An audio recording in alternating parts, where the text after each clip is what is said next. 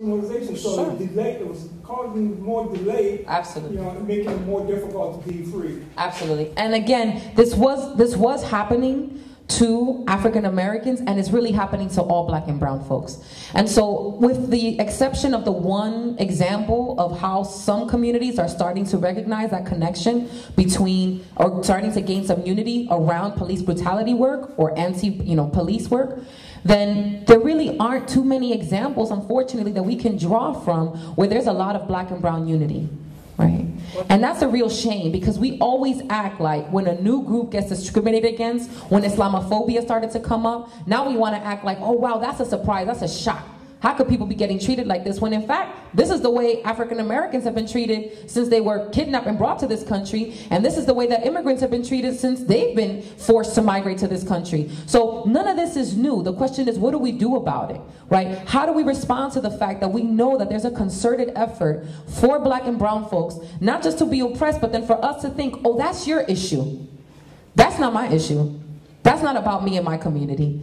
And that the more that we buy into that sense, the more that we let folks win, right? The more that we let these systems win. Because we think, oh, we've got a really good school for our kids over here. Oh, it's too bad about those Mexican kids over there on the corner that aren't doing so well, right? And the more that, it's not a secret. That's the crazy part. Divide and conquer is not new. It's not a secret. It's not something that we're going, how are they doing this to us? It's us saying, that's that person's issue. That's not my issue. So as you move forward with this project, my words, or what I hope that this time together brings to the forefront, is that we have choices around how we move forward with this space. That when Wale says that this could be a healing space, you know, it is about lighting candles and it's about feeling good, but it's also about, like, how do we heal from this trauma that we've experienced around the ways that we've all been oppressed, and how are we going to create a different kind of community using this physical space to do that? Because you all have the power to do that. You all are making choices about what it's going to look like, who's going to come into this space, what's going to be the percentage of people in this space according to race or according to class, and how are we going to use the power to make those choices to say we want this to be a space that's going to operate differently than other spaces have operated. We want this to be a space that's going to help to repair and create community and create education. Because education is not just about school, it's also about what kind of learning we're doing that has nothing to do with books.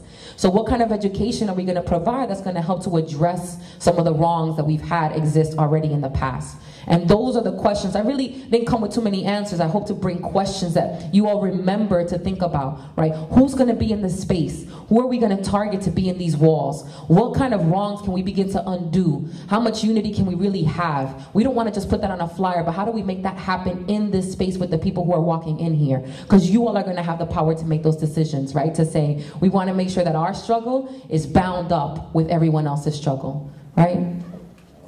So I'm not from this neighborhood, and I'm not going to pretend to be. I'm a lifelong Washington Heights resident, right? And so I'm bringing questions that I bring to spaces like my own community, like Chinatown where I was, like anywhere where I come, to say that these are things that we need to be thinking about regardless of where we go. And I also tend to travel a lot, and so I like to bring news to tell folks that what you're doing here is really necessary and that it is happening in other places. I was in Detroit in July, and they are taking this same kind of ownership over their schools and their communal spaces. They are saying, you know what, we've had something like 75,000 black folks leave Detroit, and all of them, the majority of them, 90% of those people are black folk. And we are going to be thinking about how we're utilizing these abandoned spaces. We want it to represent who we are.